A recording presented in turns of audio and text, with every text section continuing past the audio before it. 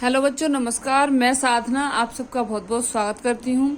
आप सब कैसे हैं? उम्मीद है मुझे आप बहुत अच्छे होंगे और ऐसे अपनी पढ़ाई को अच्छी तरीके से कंप्लीट कर रहे होंगे। तो बच्चों, ज़्यादा समय ना गवाते हुए मैं बताऊंगी। देखो, अगर मेरे आप चैनल पर अगर आप नए आए हैं तो प्लीज़ मेरे चैनल को लाइक कीजिए, सब्सक्राइब कीजिए और भी बच्चों में शेयर कीजिए। बच्चों, जो हमारा पिछला वीडियो हो गया है शब्द अलंकार का थोड़ा सा हम ये जान लेते हैं कि क्या है। फिर से मैं बता देती हूँ। ऐसा हो सकता है कि जैसे मान लो बच्चों ने किसी ने पहला वीडियो ना देखा हो, डायरेक्ट वो इस दूसरी वीडियो को देख रहा हो, तो मैं बताती हूँ। देखो, यानी कि जैसे अलंकार क्या है। देखो, जैसे वो क्या कह रहा था, जिसमें जिस अलंकार मतलब शब्द अलंकार की क्या डेफिनेशन थी, क्या परिभाषा थी कि शब्दों के माध्यम से काव्य की शोभा बढ़ाता है। और ये क्या है? वे अलंकार जो अपने अर्थ के माध्यम से काव्य की सौंदर्य बढ़ाते हैं उन्हें अर्थ अलंकार कहते हैं। यानी कि जो शब्द के माध्यम से काव्य की शोभा बढ़ा रहे हैं उन्हें तो हम शब्द अलंकार, और जो अर्थ के माध्यम से बढ़ा रहे हैं उनको हम क्या कहेंगे बच्चों? अर्थ अलंकार। अब देखो क्या है इसमें। जैसे देखो, मैं बताती हूँ थोड़ा, जैसे क्या है ये अलंकार, क्या होता है ये। जैसे मान लो मैंने क्या करा कि किसी व्यक्ति को खड़ा किया और कोई लड़की है या उसको थोड़ा मैंने एक तो मैंने सिंपल खड़ी कर दी, दूसरी लड़की मैंने क्या करी कि दूसरी लड़की उसी के साइड में खड़ी की और मैंने क्या किया, उसके साथ उसको नए कपड़े पहना दिए और थोड़े बहुत जेवर पहना दिए, उसे तैयार कर दिया। तो बच्चों क्या था, देखो वो पहले जो दूसरी लड़की है उसको देखो और फिर उसको देखो। यानी कि अगर आभूषण के पहनने से क्या होता है, जैसे आभूषण पहनने से या कपड़े थोड़े बदलने से एकदम से किसी का रंग रूप एकदम चेंज हो जाता है, तो उसी को हम क्या कहते हैं? अलंकार। इसी तरीके से क्या है, इसमें कहीं शब्द की जरूरत पड़ी तो शब्द जोड़ के, इसमें कहीं अर्थ की जरूरत पड़ी तो अर्थ जोड़ के, तो इस तरीके से काव्य का सौंदर्य से किसे कहा गया? अलंकार को। तो देखो, अब और मैं एक बात बता देती हूँ। मैंने कल भी ये बात बोली थी कि जैसे मान लो हम एग्जाम के लिए जा रहे हैं और जैसे है एग्जाम थोड़े बहुत दिनों में और हमें जल्दी से रिवीजन करना है, तो बच्चों मैंने क्या किया है कि एक छोटा सा वीडियो मैं सोच रही हूँ बनाऊंगी इसके ऊपर, जैसे 5 से 7 मिनट का, जिससे क्या होगा बच्चों, आप अच्छे से रिवीजन कर लेना। और ये देखो माफी चाहूंगी इसके लिए, ये क्योंकि ये डेफिनेशन बहुत जरूरी है, क्योंकि पता है बच्चों ये सब के लिए हिंदी है कि एक अकेली कांस्टेबल के लिए तो है नहीं, लेखपाल के लिए भी और ARO के लिए, तो बच्चों उसमें थोड़ी हिंदी अच्छी लेवल की आती है। तो मेरी मजबूरी रहेगी ये चीज इतनी डीप लाने की, तो आप अच्छी तरीके से समझो फिर भी। और देखो, आजकल कोई भी छोटा बड़ा एग्जाम नहीं है, हर एग्जाम में इसी तरीके से क्वेश्चन पूछ रहा है, इतने लेवल अपर पूछ रहा है कि ये समझो बच्चा क्वेश्चनों को पकड़ नहीं पा रहा। इसलिए, और ये क्या है बच्चों, प्रीवियस ईयर में आए हुए हैं, तो मैं प्रीवियस ईयर ही लेके आती हूँ अधिकतर, ऐसे मनगढ़ंत नहीं। तो देखो, जैसे इसका हमने पढ़ लिया। अब जैसे क्या है, देखो थोड़ा इनको पढ़ेंगे। कई बार क्या होता है, उपमेय किसे कहते हैं, उपमान किसे कहते हैं, ठीक है, ये क्वेश्चन आते हैं, तो इनको किस तरीके से पहचाने। देखो, उपमेय क्या है?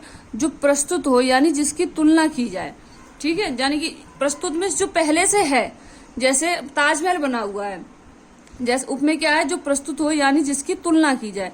अब ये ताजमहल है, ताजमहल की किसी और से मतलब जैसे अब बीबी का मकबरा कैसे कॉपी बना दिया गया ताजमहल की, तो उसी तरीके से क्या है बच्चों, जैसे जो बीबी के मकबरे की तुलना जो है ताजमहल से करी जा रही है, तो क्या हो जाएगा वो हमारा? ये हो गया हमारा उपमेय। यानी कि जैसे अधिकतर क्वेश्चन ये वाला आता है, जैसे जो प्रस्तुत ताजमहल तो पहले से बना ही हुआ है, लेकिन बाद में क्या बना है? बीबी का मकबरा। तो उसमें क्या उन्होंने ताजमहल की रंग कॉपी कर ली गई है, तो वो क्या होगा? ताजमहल पहले से प्रस्तुत है और लेकिन उसकी जो बीबी के मकबरा की तुलना जो है इससे की जा रही है, इस तरीके से। अब ऐसे ही हमारा उपमान क्या होता है बच्चों? वो बहुत प्रसिद्ध हो यानी जिसकी तुलना की जाए। अब देखो, अब यहाँ क्या है, एक चीज से दूसरी चीज की तुलना की जा रही थी। अब यहाँ क्या है, यहाँ पे क्या है? बहुत प्रसिद्ध हो, यानी कि अब उसी से बताती हूँ मैं। जैसे श्री रामचंद्र जी बहुत अच्छे व्यक्ति थे, ठीक है, बहुत अच्छे इंसान थे, तो अब बोल दिया जाए कि हाँ, मोहन के कुछ लक्षण क्या हैं? श्री रामचंद्र की तरह हैं, लेकिन पूरे नहीं है, तुलना की जा रही है उसी तरीके से, ठीक है। अब ये वाचक क्या होता है बच्चों? वे शब्द जो समानता तुलना करने के लिए प्रस्तुत हो। यानी कि वाचक शब्द देखो क्या होता है, वाचक शब्द उन्हें कहते हैं, जैसे आ जाएगा देखो सा, सी, मानो मनमानो, जानो जन जानो, ये सब जो वर्ड हैं अलंकार पकड़ने के हैं। तो उसमें से पूछ लेगा निम्न में से बताइए ये किसका वाचक शब्द है, तो वाचक शब्द उसे कहते हैं। और आगे बताऊंगी मैं जिस तरीके से आएगा। साधारण धर्म गुण क्या है? उपमेय उपमान के एक समान गुण दिखाने वाले शब्द को साधारण धर्म कहलाते हैं। यानी कि उपमेय में और उपमान, आपको इसमें कुछ अंतर लग रहा है? नहीं लग रहा। देखो थोड़ा बहुत, ज्यादा नहीं। देखो वो बहुत प्रसिद्ध हो यानी जिससे तुलना की जाए। अब जो वे शब्द जो वो बहुत प्रसिद्ध हो यानी जिससे तुलना की जाए। अब इसकी भी ये जिसकी तुलना की जाए, तो इस तरीके से ये है कि देखो जैसे इसमें क्या था, जो प्रस्तुत हो यानी जिसकी तुलना की जाए। अब यानी जिसकी तुलना की जाए, जिसकी, ठीक है, जिसकी यानी कि अब यहाँ देखो ये है तो एक जैसी डेफिनेशन लग रही है, लेकिन अंतर है यहाँ। जिसकी तुलना की, ताज में मान लो बीबी के मकबरा की तुलना की जाए। अब जिससे की जाए, जैसे देखो मैंने, अगर तुम्हें मिस्टेक हो गई होगी, क्योंकि बच्चों देखो ऐसा है मैं लिख के लेके आती हूँ। अगर मान लो आपके सामने लाइव रहूं तो अच्छी तरीके से और समझाऊंगी, कोशिश करूंगी जल्द से जल्द लाइव आने की। प्लीज पहले आप मुझे सपोर्ट कीजिएगा जिससे मैं आपके आगे जल्द से जल्द लाइव आ जाऊं, आने शुरू हो जाऊं, ठीक है। अब जिसकी बोल दी उसने, तो जिसकी क्या है? मोहन की तुलना की जा रही है। अब जिससे बोल दी उसने, तो किससे की जा रही है? श्री रामचंद्र जी से, इस तरीके से, ठीक है। अब देखो अब यहाँ क्या है, जैसे मैंने उठाया पहला उपमा अलंकार, अर्थ अलंकार का जो है अलंकार, पहला मेरा उपमा अलंकार है। जब उपमेय की तुलना में उपमान से की जाए वहां उपमा अलंकार होता है। यानी कि जो उपमेय की तुलना इससे की जाए, इसकी तुलना इससे की जा रही है, यानी प्रस्तुत हो, ये पहले से है और इससे की जाए, ठीक है। तो इस तरीके से, तो देखो कैसे पंक्तियों में वाचक शब्द क्या हो। वाचक शब्द मैंने बोला था ना, देखो वाचक शब्द सा, स, सी, सम, समान, सदस्य, सरिस, इव, तुल, लो, ज्यो, जैसे, इमी, जिमी, ऐसा आदि। यदि ये शब्द अगर आते हैं किसी भी दोहा में, जो हमारा उपमा अलंकार रहेगा उसके लिए बता रही हूँ, उपमा अलंकार पूछिए और ये हमें शब्द मिल जाए तो बच्चों हम आराम से लगा सकते हैं कि ये हमारा कौन सा अलंकार है?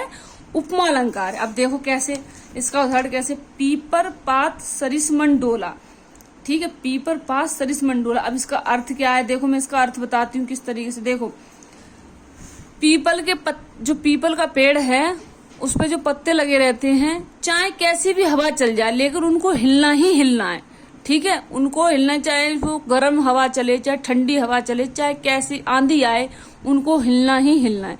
तो उसी तरीके से क्या है, जो हमारा मन है, जो हमारा हृदय है, वो कैसे चंचल टाइप का हो रहा है। इसमें ये बताया जा रहा है कि जब जो है श्री रामचंद्र जी को कैकेयी माता ने वनवास दिया था, तो उस टाइम पे क्या हुआ था, दशरथ जी की एकदम मन बहुत इधर उधर हो रहा था कि कैसे क्या होगा।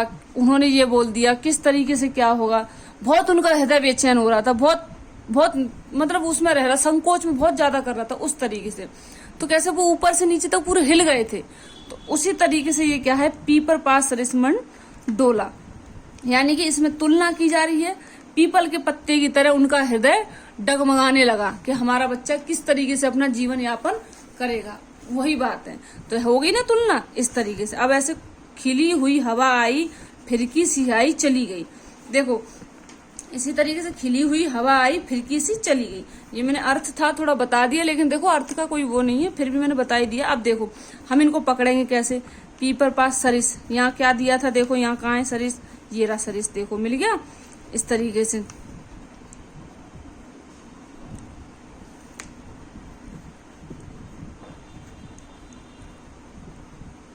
सरिस, ठीक है, ये मिल गया इस तरीके से, पीपर पास सरिस मंडोला। अब ये आ गया। अब देखो इसमें सरिस ये आ गया। अब दूसरा क्या है, अब देखो इधर आ जाओ, इधर आओ। खिली हुई हवा आई, फिरकी सी आई, चली गई। खिली हुई हवा आई, फिरकी सी। अब देखो सी, ये आया सी, देखो तो कहाँ है सी हमारा, ये रहा सी, ये हो गया हमारा। वह संध्या सुंदरी परी सी धीरे धीरे।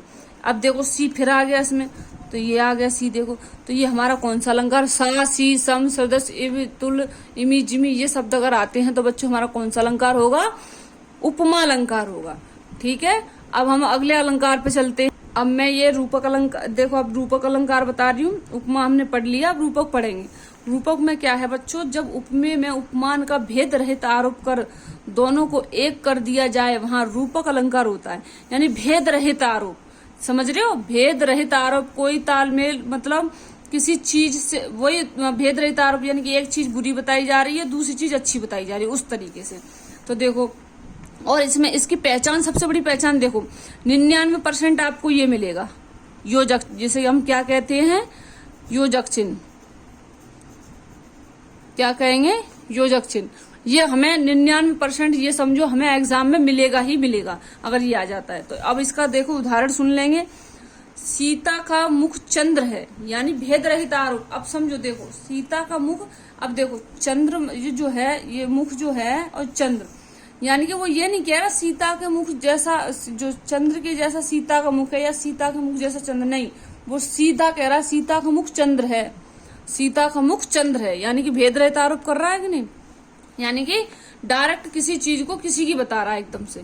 मान लो ये बोल दिया जाए कि राधा गोरी है, सीता काली है, नहीं, हाँ, तो इस तरीके से क्या हो रहा है, एकदम से वो सीधे बोल रहा है कि नहीं वो चंद्रमा नहीं है, वो सीता का मुख है, सीधा, सीता का मुख चंद्र है। वो ये उसने ये नहीं कहा सीता का मुख जैसा चंद्र है, नहीं।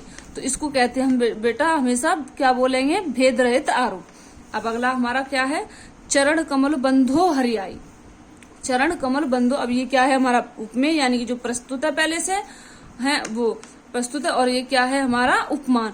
तो ये हो गया हमारा। देखो अब देखो कमल, अब इसमें क्या है, इसका अर्थ क्या है बच्चों, देखो जो चरण जो है कमल के समान, जो चरण जो है कमल के समान, मैंने बताया था ना ताजमहल के जैसा बीबी का मकबरा, उसी तरह से जो चरण जो है कमल के समान है, ठीक है, इसमें ये तुलना की जा रही है।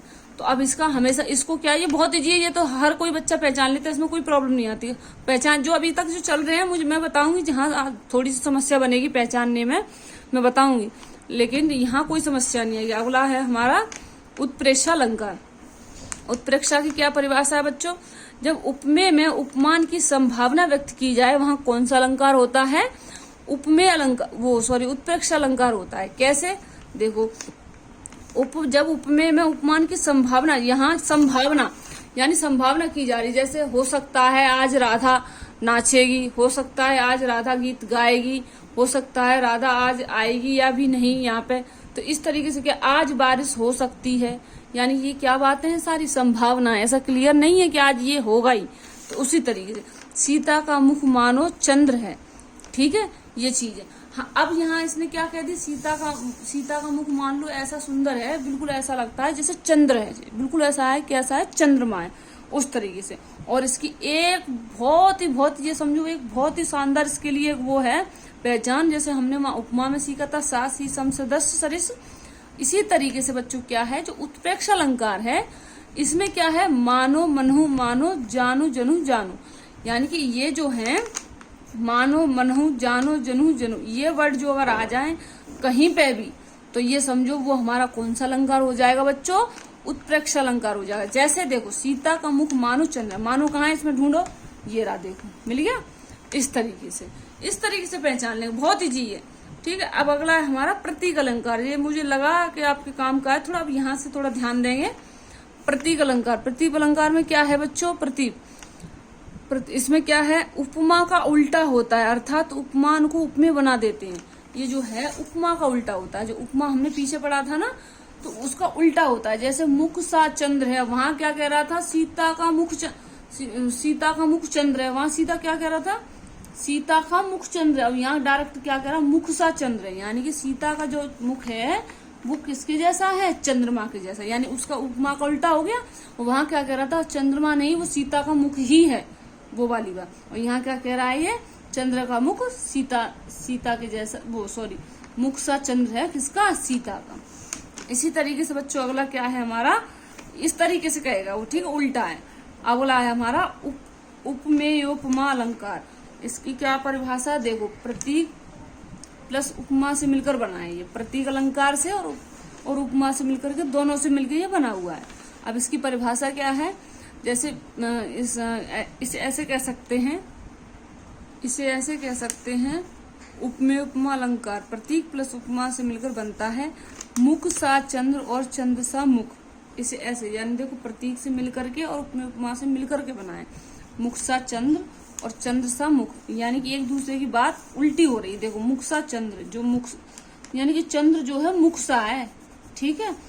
और फिर क्या कहा है, चंद्र सा मुख, यानी कि जो मुख जो है चंद्र के जैसा है। इस तरीके से इसमें ये बोलेगा। No doubt, no confusion. अगर फिर भी कोई कंफ्यूजन होता है तो मुझसे पूछना, मैं बताऊंगी आपको अच्छी तरीके। अब जैसे है हमारा अपूहूति अलंकार, क्या है हमारा अपूहूति अलंकार। तो अपूहूति अलंकार में कैसे पहचानेंगे हम, उपमेय में उपमान का भेद रहित आरोप परंतु निषेधात्मक या निगेटिव आरोह होगा। देखो निषेधात्मक, वहां योजक चिन्ह आ रहा था किसमें, रूपक अलंकार में। यहाँ कैसे पहचानेंगे, देखो वहां उसके साथ में तुम्हें कभी भी रूपक ऑप्शन देगा ही नहीं, वो अपूहूति दे देगा, लाटा दे देगा, प्रतीक दे देगा, व्यतिरेक दे देगा, इस तरीके से वो देगा। और या यमक दे देगा, उत्प्रेक्षा दे देगा, लेकिन रूपक अलंकार कभी नहीं देगा, क्योंकि रूपक में भी ये चिन्ह है और इसमें भी ये चिन्ह है, ठीक है। तो इस तरीके से क्या है, इसको भी आसानी से पहचान सकते हैं। और इसका जैसे ये है उदाहरण, क्या है, देखो यह चंद्र नहीं मुख है।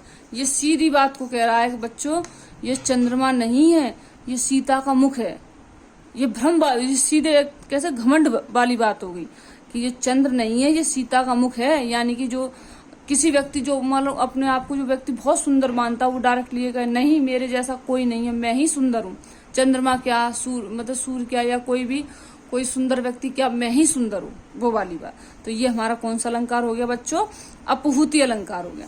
इसी तरीके से अगला अलंकार है मेरा अनवन्य वन्यवम अलंकार, अनवन्य व यह अलंकार, ठीक है। अब कैसे, देखो इसकी पहचान क्या है, जहां उपमेय की तुलना में कोई उपमान ही नहीं या कोई उसके जैसा कोई नहीं हो, ठीक है, उसके जैसा कोई नहीं हो। यहाँ क्या बात थी, यहाँ निगेटिव बात कही जा रही है। देखो बात को समझो, अब यहाँ पे भी वही बात आ रही है, यहाँ निगेटिव बात कही जा रही है। और अब निषेधात्मक चिन्ह भी है।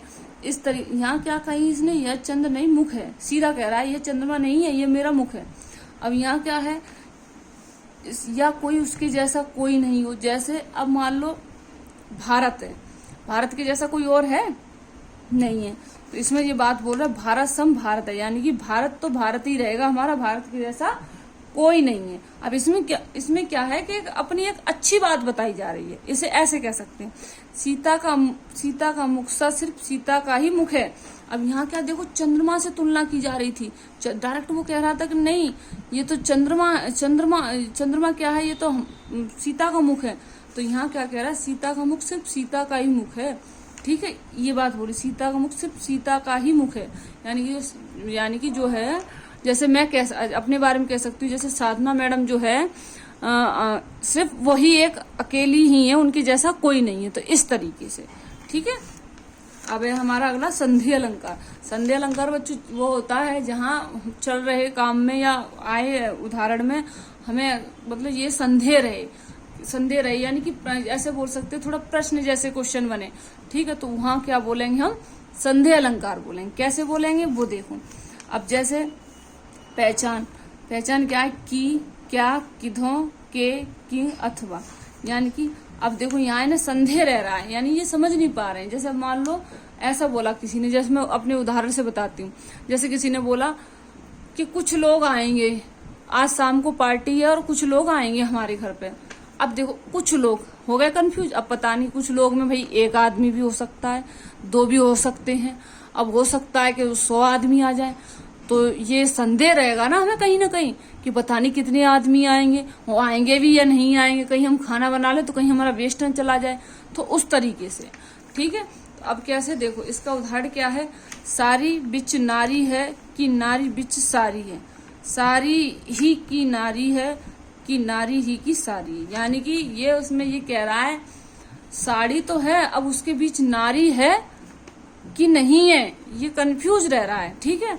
अब सारी ही की नारी है, कहीं साड़ी की ही तो नारी नहीं है, कहीं ऐसा हो कि साड़ी की ही नारी बना करके उसको ही साड़ी पहना दी गई हो, कि नारी ही की साड़ी है, कि कहीं नारी की ही साड़ी बना दी गई हो, इस तरीके से।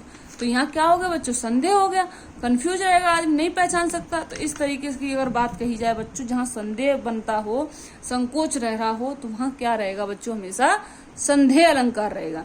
अगला है हमारा क्या है, भ्रांतिमान अलंकार। भ्रांतिमान अलंकार का बच्चों क्या है, भ्रम रहता है, हमें क्या रहेगा, भ्रम। यानी जैसे यहाँ संदेह रह रहा था ना कि पता नहीं बारिश होगी कि नहीं होगी। उसी तरीके से यहाँ क्या है, भ्रम रहता है। जैसे जब उपमेय को भूल से उपमान समझ लिया जाए, वहाँ भ्रांतिमान अलंकार होता है। यानी कि किसी वस्तु को, जैसे ये मैंने कहा ये पेन है, तो मैं पेन को कॉपी कहूँ और कॉपी को क्या कहूँ, पेन कहूँ, तो यहाँ क्या हो जाएगा, भ्रम है। जैसे हमने एक व्यक्ति को हमारे किसी व्यक्ति के जाने माने की जैसा देखा, तो हम क्या सोचते, अरे मुझे लगा था कि मुझे लगा आज मैंने तुम्हारे जैसा एक व्यक्ति देखा, मुझे तो बिल्कुल पीछे से ऐसा लग रहा था कि तुम ही थी वो, या तुम ही थे। तो इस तरीके का भ्रम, यानी कि वो नहीं होता है, हमें भ्रम हो जाता है। ठीक है, तो कैसे, देखो, ओस बिंदु चुंग रही हसनी मोती उनको जान। यानी कि इसका अर्थ है बच्चों, जो ओस की जो बूंदें होती हैं, देखा है ना सुबह सुबह फूलों पे इस तरीके की बूंद पड़ी रहती हैं, तो उनको क्या, अब देखो हंसनी मोतियों को चुंगती है, तो वो क्या कर रही है, देखो, ओस बिंदु चुंग रही हंसनी मोती उनको जान। यानी कि जो ओस की जो छोटी छोटी वो हैं, बूंदे हैं, उनको हंसनी जो है क्या मोती समझ कर उनको चुन रही है। तो यानी उसको क्या हो रहा है बच्चों, क्योंकि मोती का भी आकार वैसा ही होता है और पानी की बूंद का भी आकार वैसा होता है, तो हंसनी को क्या हो गया बच्चों, कहीं ना कहीं उसको भ्रम हो गया है।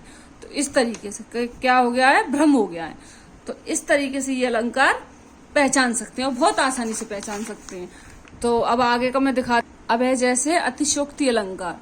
अतिशयोक्ति अलंकार का मतलब क्या है बच्चों, अतिशयोक्ति यानी कि अति मीन्स ज्यादा, बहुत ज्यादा, यानी कि कहते नहीं तुमने यार बहुत अति कर दी या तुमने बहुत हद कर दी, ऐसी कोई बात। तो अति मीन्स क्या हो गया, ज्यादा। तो जैसे किसी बात को बढ़ा चढ़ाकर कहना कि यकीन ना हो, समझ रहे हो, यानी कि किसी बात को, मतलब कोई छोटी सी बात है, जैसे मैं कह दूं कि आज क्या हुआ कि स्कूल में एक बच्चा गिर गया, ठीक है, एक मेरे कहने में देखो एक बच्चा गिर गया, लेकिन दूसरा व्यक्ति आता है वो कहता है अरे आज एक स्कूल में एक बच्चा गिरा और उसका बहुत भयंकर एक्सीडेंट हो गया, उसका तो पूरा सिर विर फट गया और पूरा खून वून निकलने लग गया। तो ये होगी बड़ा चढ़ा के बात, लेकिन वो क्या था, एक नॉर्मल गिर गया था, बस गिरा और उठ गया। तो इस तरीके से हम इसको ऐसे कह सकते हैं, बढ़ा चढ़ा करके कहने वाली बात है। जैसे इसमें उदाहरण है, हनुमान की पूंछ में लग न पाई आग, लंका सगरी जल गई, गए निशाचर भाग।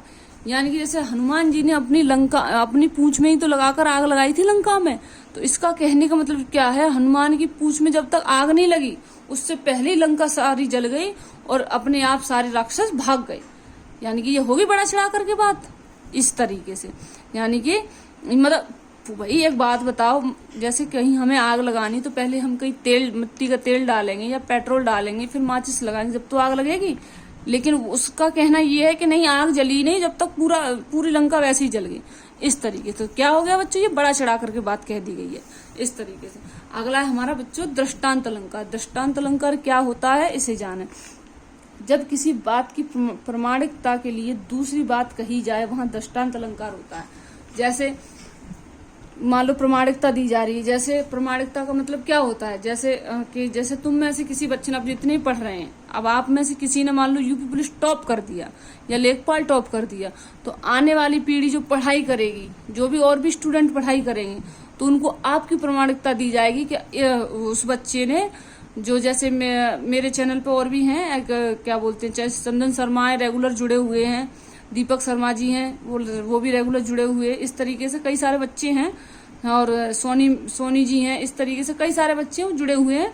तो लगातार कहने का मतलब ये पढ़ रहे हैं, तो कैसे होगा, देखो अब मान लो जैसे अब इनमें से कोई बच्चा टॉप कर देता है, तो मैं आगे चल के क्या प्रमाणिकता दी जाएगी, प्रमाणिकता ये दी जाएगी कि अरे कि ये जो बच्चे हैं साधना मैडम के चैनल से पढ़े थे या उनके यहाँ से पढ़े थे, तो इन्होंने टॉप कर दिया, तो आप भी क्यों ना वहां से पढ़ें और आप भी टॉप कर जाओगे। आप टॉप नहीं कर पाओगे तो बच्चों पास तो हो ही जाएगा। उस तरीके से प्रमाणिकता, ये मैंने एक अपनी लैंग्वेज में जवाब दिया इसका तुम्हें समझाने के लिए। लेकिन देखो अब इसका बताती हूँ। जैसे करत करत अभ्यास के जड़मत होत सुजान, रसरी आवत जात ही सिल पर पड़त निशान। किस तरीके से, देखो करत करत अभ्यास के जड़मत क्या मतलब होता है बच्चों, क्या होता है जड़मत, क्या होता है बच्चों, ये इसके बारे में कहा जा रहा है कि करत करत अभ्यास के जड़मत होत सुजान, यानी कि मूर्ख व्यक्ति भी है। जड़मत मीन्स मूर्ख और सुजान मीन्स अच्छा, यानी अगर मूर्ख व्यक्ति भी बार बार अभ्यास करता है तो वो एक सज्जन व्यक्ति बन जाता है, अच्छा व्यक्ति बन जाता है। यानी कि मेरा कहना ये है, कोई भी बच्चा अगर मेरे पढ़ाए हुए नोट्सों को अपने हाथ के नीचे से 2 से 3 बार निकाल देगा तो उसका एक भी क्वेश्चन, मेरी जिम्मेदारी का अगर कोई भी एक क्वेश्चन गलत चला जाए तो आप मेरे से कह देना। तो इसका मतलब ये है, करत करत अभ्यास के जड़ मत हो सुजान, यानी कि मूर्ख व्यक्ति भी अभ्यास कर करके एक अच्छा व्यक्ति बन जाता है और वो अपने भविष्य को उज्जवल कर ले जाता है। उस तरीके से रसरी आवत जाती सिल पर पड़त निशान, यानी कि जिस तरीके से देखो पत्थर पे कभी निशान नहीं होता, लेकिन रस्सी देखो पत्थर कितना मजबूत है और रस्सी कितनी कमजोर है, फिर भी देखो जब कुएं से पानी खींचते हैं तो देखो वहां पत्थर के ऊपर से जब रस्सी ऐसे नीचे से बाल्टी डाल के खींचते हैं तो देखा है कैसे रस्सी अपना निशान छोड़ देती है। उसी तरीके से अगर कोई भी मूर्ख व्यक्ति हो या कोई बुद्धू बच्चा हो या थोड़ा कम समझता हो, अगर बच्चों को निरंतर अभ्यास करता रहेगा तो वो एक न एक दिन जरूर सफल हो जाएगा और वो अपनी छाप छोड़ के ही जाएगा, जिस तरीके से रस्सी ने पत्थर पर अपने निशान छोड़े। तो हम इसे ऐसे कह सकते हैं। इसी तरीके से जैसे मैंने अपने बच्चों के चैनल, जो मेरे बच्चे चैनल पे पढ़ रहे हैं, मैंने उनका नाम लिया, जैसे वो मेरे चैनल से पढ़ रहे हैं तो आज वो मेरे साथ मैं पढ़ा रही हूँ, तो जो भी मैं पढ़ा रही हूँ तो रेगुलर मुझसे पढ़ रहे हैं। और बच्चों एक दिन देखना आप वो किस मुकाम तक पहुंचेंगे। इसी तरीके से तो कल को मुझसे और भी बच्चे जुड़ेंगे तो मैं उनका ही उदाहरण दूंगी कि ये बच्चे मेरे से पढ़े थे और देखो ये इतना अपना भविष्य को उज्जवल कर लेगा, इस तरीके से। तो उम्मीद है आपको समझ में आया होगा। अब अगला है मेरा मानवीकरण अलंकार। जैसे अमानव में मानवीय गुणों का आरोप, यानी कि क्या होता है इसमें, जैसे ज्यादा समझने की जरूरत नहीं है। मानवीकरण बोलते देखो, मानवीकरण यानी कि इसमें क्या रहता है, जैसे पेड़ पौधों का वर्णन ज्यादा है, वनस्पति का, पृथ्वी का, इस तरीके से इन सब चीजों का, जो पृथ्वी पर मौजूद पेड़ पौधे जो हैं उनके बारे में वर्णन है, ठीक है। हरी भरी घास के बारे में वर्णन है, पक्षियों के बारे में वर्णन है, इस तरीके से। तो देखो कैसे, देख दशा रघुवीर की वृक्ष फूट फूट कर रोए, यानी कि जब श्री रामचंद्र जी का वनवास दिया गया था, यानी कि श्री रामचंद्र जी को जब वनवास दिया गया था तो उनकी दशा देख देख कर वृक्ष फूट फूट कर रोए। तो यानी देखो बच्चों, इसमें पेड़ की बातें कही जा रही हैं, पेड़ फूल पत्तियों के बारे में अगर बात कही जाए तो वो हमेशा कौन सा हमारा अलंकार होगा, मानवीकरण अलंकार होगा। बच्चों आज आपके अलंकार खत्म हो चुके हैं, उम्मीद है आपको समझ में आए होंगे। और प्लीज अगर मेरे चैनल पे आप बच्चों नए आए हैं तो चैनल को लाइक कीजिए, सब्सक्राइब कीजिए और बच्चों में शेयर कीजिएगा। और कोई डाउट बनता है आपका तो कमेंट बॉक्स में बताइएगा, जिससे मैं आपको बता सकूंगी। अब मैं सोच रही हूँ कुछ दिन के बाद बच्चों आपको पीडीएफ भी देने लगूंगी। थोड़ा पीडीएफ अभी तैयार हो रही है, जैसे ही तैयार हो जाएगी तो मैं आपको डिस्क्रिप्शन में लिंक दे दिया करूंगी, तो वहां से जाके अपने आप पीडीएफ निकलवा लिया करना। ओके, आज के लिए सिर्फ इतना ही, धन्यवाद।